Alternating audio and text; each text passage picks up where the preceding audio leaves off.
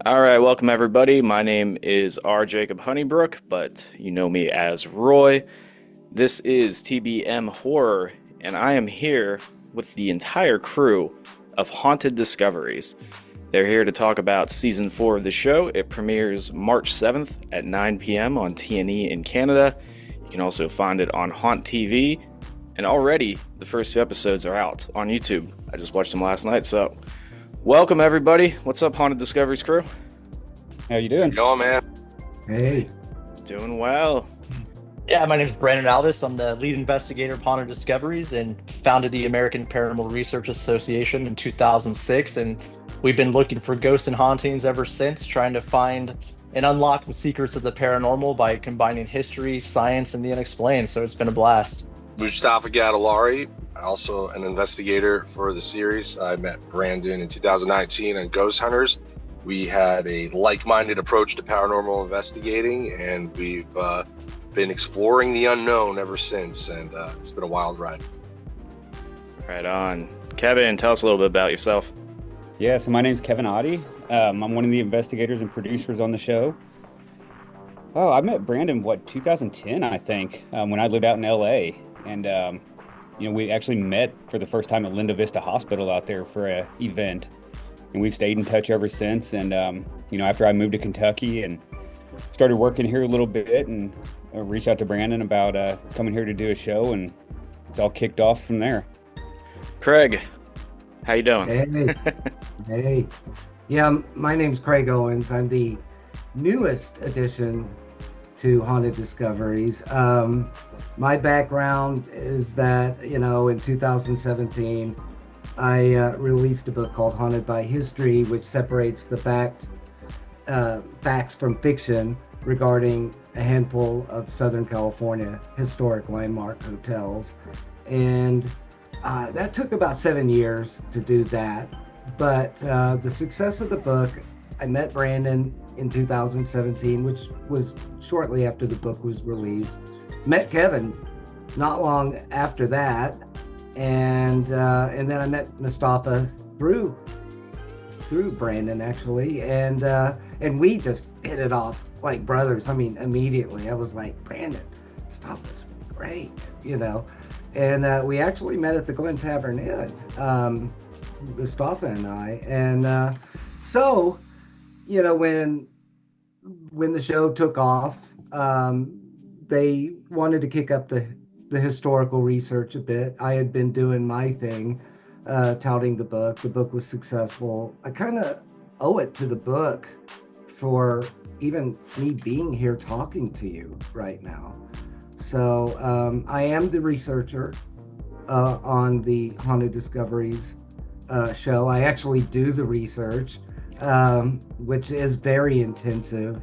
I'm kind of that mindset where I have to look far more than probably what's necessary for the show, but I'm very passionate about what I do. I think that every possible piece of information could be a puzzle that comes into play, and I'm just absolutely thrilled to be part of this season and to be part of this family.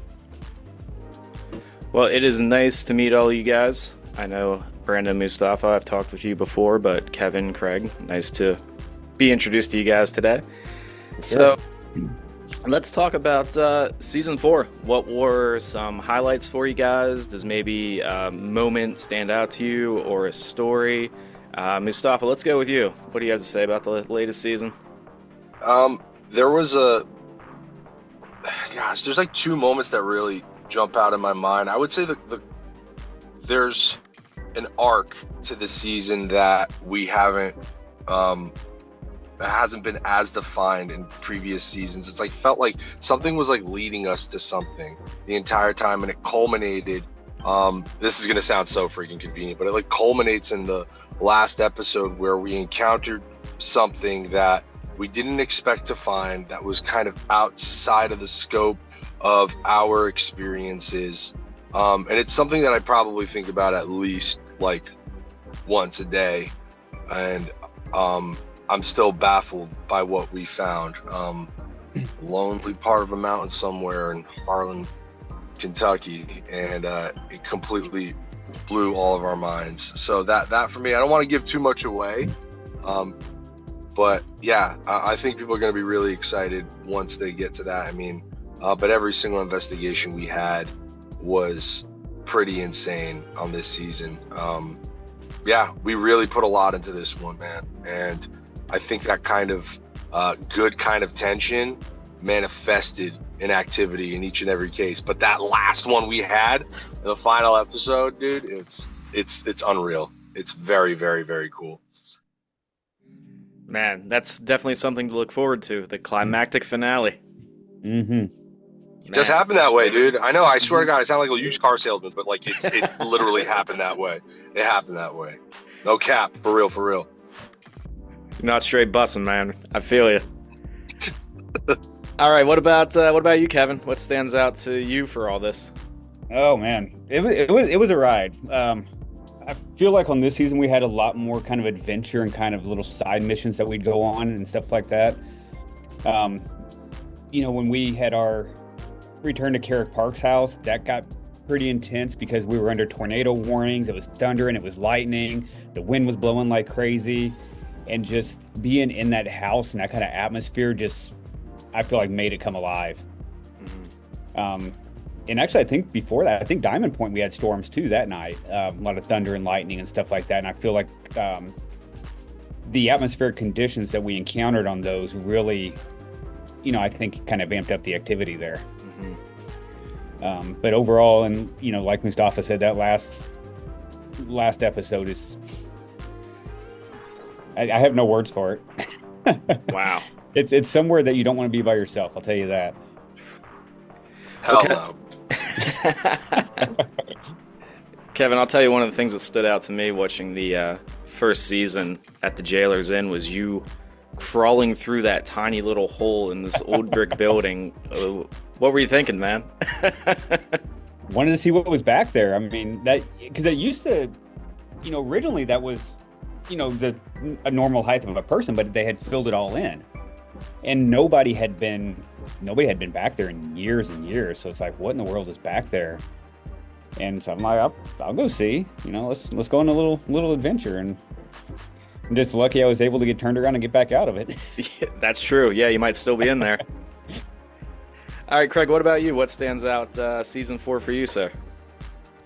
Well, there were a couple of things. When I went into the show, I had already tested and was under the belief that there's always a direct line between a haunting and a historical person or historical event connected to that place. So it was great to test that notion further. And a lot of that was, just me going back through records, even though the show had been there before, going with a fresh approach, seeing what new information we could find. I could find even more additional deaths connected to the place, and then to go out there and test it. Now, I have a fond spot for that first episode at Jailer's Inn, because that's my debut with the team. And Brandon just sent me into that cell block, didn't tell me what everyone else had experienced, and just said, great, just go in there and ask questions. So, I was pretty much by myself. There was a cameraman and a mic, a sound guy, and that was it. And so, asking questions, the noises were drawing me into different chambers. And so I wasn't even really paying attention to all the devices that were flashing, showing, pressure changes and whatnot. But the sounds that I suddenly just picked up, and then later finding out that there was a whisper, it seemed to start taking off after I got a little cocky inside with my questioning. Another place that stood out was the Bragg's headquarters. That one we didn't know all the history of, but we had certain elements that we did know about.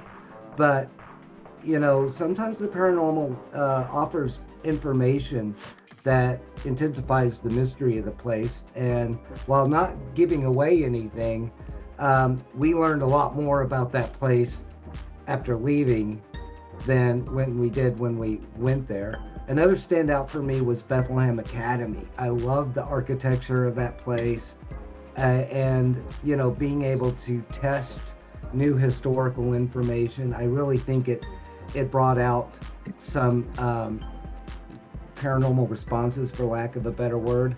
However, I've named 3 places. I have to talk about that place in Appalachia too, because that kind of defies what I just said about historical links to locations mixed with paranormal. This one raised a lot of questions, and yes, there's a lot of history to that place, and we were going in expecting to utilize that, but something happened that changed the game, and we had to change along with it. So that one, it has us all baffled. I'm somewhat still of a skeptic on certain things, but it had me rethinking and reprocessing what I believed going into that location. Man, I got to see these Appalachian Mountain episode. Damn right. Brandon, what stands out to you, man? What do you have to say about season 4? Oh man, all of it's all intense, and it's all connected in a way that's kind of strange at the end of the day. There's a lot of correlating evidence and a lot of synchronicities that come into play, but I'd have to say the town of Rugby that we went to, very strange place. It was the second sons of England established this location. A literary giant was the spearhead of it all, and he wrote a book called Tom Brown's School Days. What was his name again, Craig? His name is escaping me at the moment. You guys remember Thomas Hughes? Thomas Hughes. Yeah, so he wrote Harry Potter before Harry Potter, basically. So Tom Brown's School Days was a huge book, comes out to America and establishes this commune, basically, in the middle of rural Tennessee. And all of those buildings are still there today. And not only is this place a living piece of history when it comes to the Rugby community, but the very few people that still live within Rugby are having daily paranormal occurrences. Like, to the point where you talk to them about ghosts, it's like, oh yeah, it's like brushing their teeth. It's no big deal. It's like something they see and do every day. You know what I mean? It's just, the paranormal is their way of life. It's something they experience constantly. And you hear that, you don't really understand it until you throw yourself into that scenario. And we were there for, 7 days, 8 days? 9 days, actually, excuse me. Yeah. And we were staying in this little cottage. There's no gas stations, no restaurants, no modern amenities. We had to have someone from the town cook for us to eat every day. Service. No cell service, nothing. And we're there, and the strangest stuff I've ever experienced started happening. And to the point where, going back to what Craig was talking about, is trying to put, a face and a name to some of this activity. There's hundreds upon hundreds of people that have died in this small community, but there was one specific person that stood out in Craig's research, and we started calling out to this person within the first couple hours that we were there, and boom, it just takes off. And it's like, almost in a sense that I've never been able to say before, it's almost like we cracked the case a little bit. In a way where we brought this up to people that live within Rugby, and it was never something they really thought about, or really thought about this specific person. It was always kind of these, historical giants like Thomas Hughes and the well-known names, but not some of the things that happened later. And just being there and experiencing some of that was unreal, especially when we were having this woman cook for us every day. And after having all these experiences, we go back to her little shop that has this wall of photos on it. And I walk up and I see this photo within a sea of others that was connected to this person that we were talking about and experiencing within the town. And I asked this woman who it is, and she's related to this guy. What? I mean, what are the odds of that? And that's something that doesn't make the episode because it happened after, and it's a little woo-woo. We don't get too woo-woo with a lot of what we do, but that was a moment for me that made me realize that this is a little more real than I think any of us know. It was shocking. man, I'm kind of getting goosebumps off that one. It's But it's almost safe to say that sometimes we had help. We're not quite sure where it came from, but we had help from the other side, the synchronicity angle. Just things just started falling into place in what seems to be a natural order to a very unnatural series of events.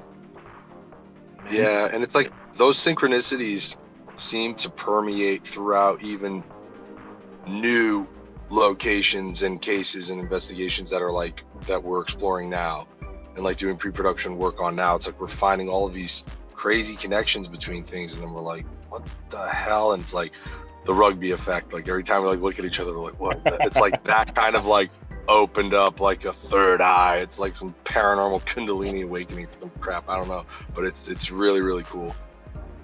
And just the fact that we were able to duplicate some of the stuff that we caught there over multiple nights in different locations was just still blows me away the way that came about. man, that is that's weird how you can make all these different connections in different places. Bro, it's wild. So this season wholly takes place in Kentucky. So Brandon, I'll kind of come to you with this one. What really drew you to Kentucky, and you refer to this as the Kentucky anomaly? Is that just the name you gave it? Is the Kentucky anomaly kind of like the Bermuda Triangle? What's with the Kentucky anomaly? Well, Kevin first moved out there and was working in Kentucky, and when we first started talking about investigating and doing this show, we started researching it, and we found out that this Kentucky anomaly, which is a coined term that goes back to a NASA study in the 1970s, where they have found this magnetic and gravitational anomaly that's taking place within parts of Kentucky and down into Tennessee, that there's a higher gravitational pull in this area than anywhere else in the world. I think there's only one other place in Russia that has a similar gravitational pull to it, but you also have all of the topography here, the cave systems. You have the calcite, the limestone, the quartz. You have this piezoelectric effect happening here on top of a magnetic and gravitational anomaly. And if you were to take a map of this gravitational magnetic anomaly and lay it over haunted locations in the said state, you see a perfect correlation between what NASA studied in the 1970s and also what we've been experiencing out here in our investigations. And with rugby, that was in Tennessee that we investigated. And again, this Kentucky anomaly does go down into parts of Tennessee as well. So is this anomaly that has been verified by NASA, is it creating paranormal phenomena? Is it amplifying paranormal phenomena? Or is there purely a psychological element to it? That's something we've been looking into, and it's something that we're very excited about, in the sense that you are having correlating phenomena taking place, one that's a verifiable anomaly from a very credible organization, and then you talk to people throughout this state that are in these areas that are having daily occurrences. Man, so you said NASA studies this. How would they classify an anomaly? Just something that they can't explain that happens, or? Yeah, you can go read the documents. They're out there. The studies are available, and it's kind of strange because after the 70s, it kind of really went quiet. Like they didn't really talk about it much anymore. So it makes you wonder if that study did continue and there's more to it that data has not been accessible or readily available. But you can go look at it. If you type in the Kentucky anomaly NASA, there's many documents and studies that they've conducted with letterheads from NASA and MagSat, and where they talked about all the data of why it is very curious to them that this specific place on the Earth is experiencing this gravitational magnetic anomaly. So what it means, they don't really say what they think it is or how it's happening. It's just kind of an observation, but it is very curious that there is so much paranormal activity. And when I say paranormal, I don't just mean ghosts and hauntings. I'm talking about high strangeness in general. So you're not only talking about ghosts and hauntings, you're talking about ufology, you're talking about Bigfoot. I mean, you name it, it's happening in these weird areas. So is it a psychological effect? Is that something that's a natural phenomena that's messing with our brain in some way and causing a form of mass hysteria. That's possible, but it's also possible that it's amplifying paranormal phenomena. So that's what we've been looking into. Wow, that is fascinating to think about. I could keep on this subject, but I want to ask more questions about the new season. So in this one, you guys have revisited some sites. There's some new sites in here. So I wanted to ask, how do you go about selecting these? What's some of the research that goes into them? Kevin and Craig, I'd like to hear from you guys specifically on this one. I know, Kevin, you're the field investigator. Craig, you're the researchers. So could you tell us a little bit about how you guys select which sites will be on the show? And Craig, maybe a little bit about how you go about researching these different places. Yeah, so we kind of all get together and just start looking at locations. And, after the first couple seasons aired, people started reaching out to us. And when we originally started, we were hitting places that are not your well-known paranormal hotspots. Like Waverly, for instance, we didn't even touch that until season 3. So we tried hitting like a lot of smaller like bed and breakfasts and stuff like that, and just things that weren't as well known, and looking for all these connections. But we'll get together and we'll do research and see what pops up for Haunted Kentucky. We do a lot by word of mouth.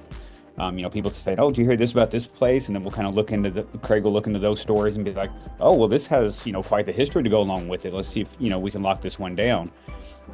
And then we kind of keep moving on from there. And like I said, a lot of things people will reach out to us about and say, "Hey, have you ever heard of this place? Do you know about this? Do you ever hear this story?"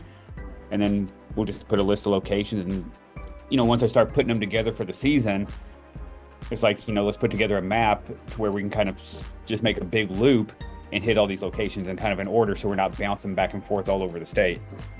And that's the hard part, just trying to get everything lined up and locked in, in a way to be able to do that. Yeah. And Craig, what's some of the research that goes into this? Well, some places are better documented than others. It's always helpful. Some are like massively documented. The first step, I guess, is just to do a preliminary interview with someone connected to the place. And then, I quietly go about it. I try not to bother anybody too much. And I go through, there are some websites that have, newspaper archives, and also places, sites, usually subscription, where you could pull census records, birth, death certificates if you can. And what I'm looking for, I'm looking for when the, property was developed, when the building was first done. I even go as far as trying to find out who the architect was, just in case someone asked me, You definitely want to, look for deaths, look for any kind of dramatic events, look for some long-term people that were connected with it, because you're looking for an emotional attachment of some sort, some kind of energy that's lingering behind from the past. And sometimes, like with some locations, especially those that were like at the heart of the town or city, there may be thousands of articles that will pop up in a search engine thing. I actually try to go through them all, even if it means I have to dissect them by year, sometimes months within a year. So it's not uncommon for me to go through 7,000 to 8,000 hits in order to find 10, 15 that are relevant, that come. But that's how you get that's really how you get the info. Another thing that I can't stress enough for anybody that's interested in this is usually where the smoking gun is. And this is true with my book. It's been true with Haunted Discoveries. Try to find out when the ghost story started, if you can. And how I define that is, how did it start appearing in the media? Because it always starts with word of mouth, but if the buzz generates to a certain level, the media picks up on it, and then they start carrying it. So it's important to, try to pinpoint when the ghost story started. and who started them. And was it for marketing? Was it at Halloween time? How was it used back then? Also check to see how the ghost stories progressed over time. And Brandon and I won't give any surprises away, but there's a certain location that we've been looking at that we were really just high-fiving and jumping up and down once we found a very, very early reference to a haunting. And in that area, maybe even that building, but it totally helps us to understand the community, the towns, the mindset of the people back then, what their belief systems were, and what they talked about maybe over 100 years ago. It certainly served us well with the Jailer's Inn on episode 1, when there was a article talking about the ghost of a certain person, what was in 1909, and when we tested that, we got corroborating data suggesting that that is in fact still going on in 2024, 2025. It hasn't changed. And so that's always a thrill. So we try to, collect the ghost stories so that we can test them. We try to look for personalities connected to the place, whether it's homeowners, managers of property, people that might have died, families that lived there for generation after generation. We look into the family history of those places, and then we pull out some very interesting forgotten facts and stories connected with the property that we think best illustrates the role that the building or property played in the history of the town. For instance, if it's a hotel, why was it built? It wasn't just built usually for housing people coming there overnight. It was usually had alternative uses as well. It's a long answer, but I look at a lot of records. This is about as brief as I know how to get. Well, there's certainly some thorough research that goes into this, so it's cool to hear, what all you do for it, because it's a really important aspect of the show. So in this season, you guys have some new technology. I'm going to try to nail this name right here. You, one of the things that was highlighted in either the first or second episode, I watched these at 2 a.m., so my brain was kind of rotting, but you use a new device called the Atmospheric Phenomena Logger. And I want to specifically ask Mustafa about this stuff, because he was using this in episode 2 at the Diamond House when something weird happened to him. I don't know if that was a specific device, but before we get to that, why don't you tell us a little bit about the new one and some of the technology, and then I'll get to Mustafa about what happened in that Diamond House. Yeah.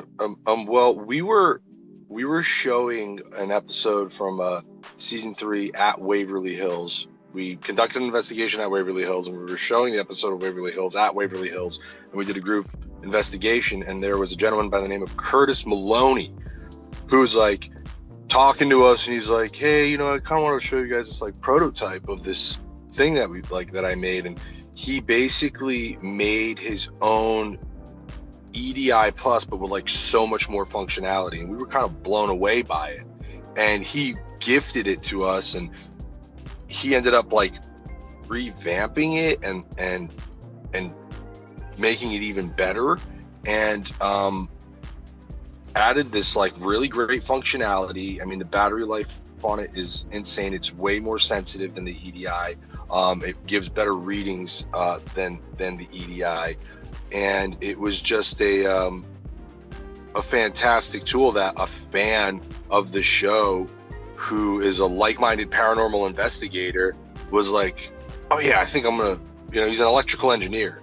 He does this for a living, but it's like he goes and he makes, he's just super into paranormal research, and thought like, I feel like these variables will make a better device. And we put it through its paces, we tested it out, and we were loving the results. And it's got such a wide variety of functionality. You got motion sensing, you got EMF detection, barometric pressure, temperature spikes up and down, humidity, and yeah, it's just been a fantastic device. and it's got motion, vibration detection on it too. So yeah, I mean, I love that thing. I love taking it out on every investigation, and you can supplement it with other devices. So it's like when you get correlating evidence with multiple devices, and it's pretty badass. Mm-hmm. So yeah, I love that thing. Yeah, and I had a good time using it in pretty much every investigation, Diamond Point included. So when you were at the Diamond Point with it, something weird kind of happened to you. You're in this room, there's some weird stuff going on, and you kind of like blank out for a second, and you're not holding the camera to the device to record it. What happened there? Like, you described it as kind of like a fog in your brain or something. Like, what was that like? Oh yeah, sometimes, and this happened even in our first investigation for the show in season 1 at the Conrad Caldwell Museum. It was like sometimes when there's like a heaviness or a feeling like I don't know what it is, but like I'll get this like on my left side of my head, like it gets very like fuzzy, almost like mentholated. It feels like, you know, it feels like the left side of my head like smoking a Newport or something. Like I don't know what it is. It's just like it just gets all like weird and like buzzy, and I'll tear up in my left eye, and sometimes it happens like in a I don't know. I don't know what it is, and like I was getting that at that then. And I know at the Conrad Caldwell Museum when that happened to me, we ended up capturing a really compelling EVP of Elaine. I believe it's Elaine Caldwell. You know, it's Elaine, it's me. And that just happened down there when we started getting activity. It happens a couple times throughout the investigations. But yeah, I don't know what it is, but I think a lot of times it's just my reaction to changes in barometric pressure, you know?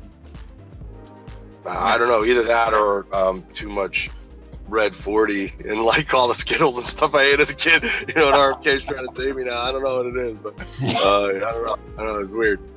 It's all catching up to you. My head. Well, all right. So this season, like the rest of the show, it follows the trend. Like we heard from Craig, you guys really dive into the history of a place before you go and investigate it.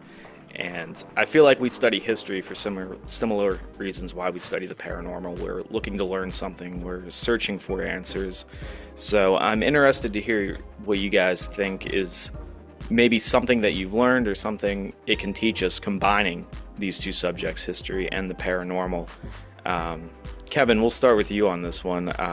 What do you have to say? History and the paranormal. What can we learn from this stuff about, I don't know, existence, life, afterlife? Like, what do you think there is to this history? One thing with the history, you know, especially in Kentucky, and when you're looking into the paranormal and stuff like that, like, for instance, when we do like Perryville, like when we did the battlefield and stuff in season 2.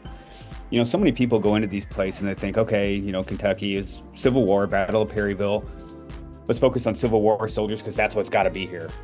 But when you look into the history, there's so much that happened on that land pre-Civil War that you shouldn't just focus on, you know, the biggest event kind of that happened there that we can remember, because there's a lot that happened there. So looking into the history and really learning about what was there prior to what you think you're looking for, what you think you're going to experience, I think can really open it up. We kind of run into the same thing when we were in Augusta back in season 2. A lot of Native American history up there, you know, finding bones of giants, people still finding bones up there anytime they even try to dig a garage. You can't dig up there because they're just finding bodies everywhere. I think they said they found, they dug that garage up and found like 200 bones and they only knew, or 200 bodies, and they only knew that because they counted the skulls. Wow. And so when you have that, even in, you know, going down to Harlan, season 3, Harlan, Kentucky, you know, we had talked about that down there, how they were finding, you know, Indian and ancient Native American bones and stuff like that, which really predates all the mine wars and stuff like that we were originally looking into. So looking deeper into the history of the land and stuff like that, I think will really open your mind up in the paranormal sense of what you may or may not experience during these investigations. Brandon, do you have anything to add to that? I feel like you would be a beacon of knowledge on this, combining the paranormal with history. Yeah, like I always say, and I've been doing this 20 years. I feel like connecting the paranormal with history is one of the only ways you can relive history. And I say that you can go to a Civil War reenactment, you can go and watch interpreters, recreate historical events, but when you're actually in a building where these things actually happened and you're almost one-on-one with the possible entities there, you don't get any closer to reliving history than that. And it's really cool with this show is having the access to some of these amazing historical properties where you'll talk to people that are historians or people that are more interested in the history. But as soon as you start to bring up the paranormal, it opens that up even more. And it kind of goes both ways. People that are paranormal people that aren't interested in history, by doing the paranormal investigation, you have to look into the history and you have to relive that history in that sense. So I think they're perfectly intertwined. And like I always say, there's no better way to relive history than going into these locations and trying to experience it yourself. Yeah. Okay, well, I'm not going to try to take up all of your afternoon, even though I probably could. We'll start to wrap up here. I'm just curious to know, you guys now have 4 seasons of Haunted Discoveries under your belt. I'm sure you're excited about this episode releasing on Friday. Beyond this, man, what's next for Haunted Discoveries? Where are you guys going? I know, Brandon, you and Mustafa, I've seen you posting about a new show that you guys have coming. Like, what's everybody going to be up to while this season's airing? What do you have up on the burner? Well, we do have actually a spin-off series of Haunted Discoveries that's going to be coming out here shortly. It's called Haunted Discoveries Family Spirits, where myself, Craig Owens, and Mustafa and Kevin's producing on that as well, where we go into a deep dive into people that have experienced their deceased loved ones, that after their loved ones have passed, have come back to visit them. And what's cool about those first seasons is that Craig does a deep genealogical look into these people's past, and we really look into the fact that, is there some kind of genetic ghost code? Is there some kind of part of their DNA that retains this bond that goes beyond death? And so we sit down and we talk to people that have experienced hauntings related to their ancestral past. So we have Haunted Discoveries Family Spirits coming out as well too, and we're just continuing the research. Nice. Wow, I guess I didn't realize that was the entire team that was working on that one. That's really cool. Oh, yeah. That's what's really cool about, Haunted Discoveries and Family Spirits is, with myself, Brandon, Mustafa being producers on it and also being in the show and having Craig on as well, everything that you see on the show from the pre-production all the way through the editing is all done within the 4 of us. Wow. So it's not like, we're just recording stuff and sending it off to, some other person that has no interest in it to edit it and stuff like that. It is all done within the 4 of us. Everything from the very beginning when we first start to look into a location until the final edit is exported and sent off to the network. Soup to nuts, farm to table. That's the Haunted Discoveries promise.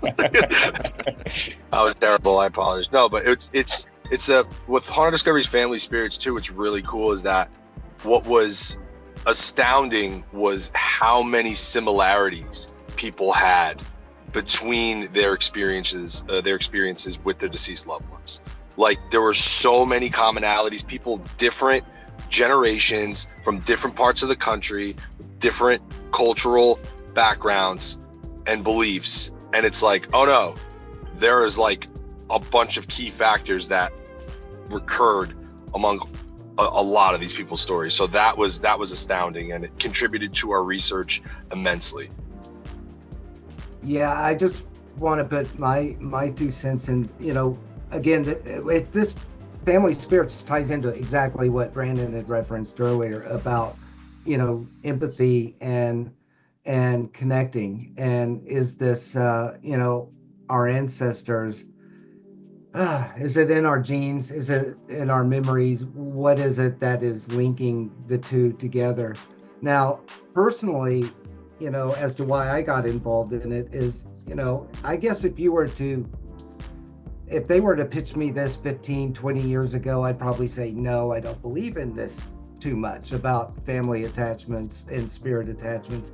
But then I started having my own experiences, and with my family, and it's very difficult to talk about, especially if you've been somewhat skeptic minded or closed down about these ideas, and then suddenly it happens to you, or in this case it happens to me. So when Brandon talked to me about doing it, it was like, yeah, of course, I'd love to talk to other people with their experience. Now I rarely, if any, do any mention of mine, but I can't help but be emotionally moved to find other people's stories and the similarities between what happened with them and what happened to me personally. So there is a beauty to it all.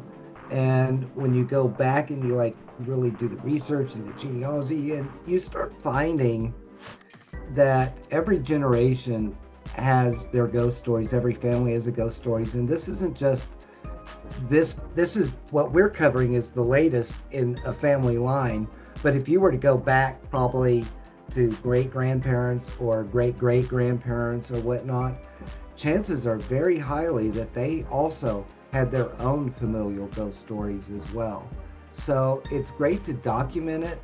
It's something that hasn't been, really done or done well or done with just consideration, that this is kind of a pastime with families. I mean, we miss our loved ones, and that connection is a beautiful connection to keep. And it's really fascinating to find how many people, like Mustafa said, that don't know one another are coming to us and telling the exact same stories. Yeah, it's almost like that, now I'm forgetting the word, similar to symmetry. What you guys were talking about earlier with the finding the different things. Synchronicity, there we go. Thank you. All right. Well, let's get you guys out of here. Let's throw out the plugs. Who wants to be the pitch man? Where can we find Haunted Discoveries?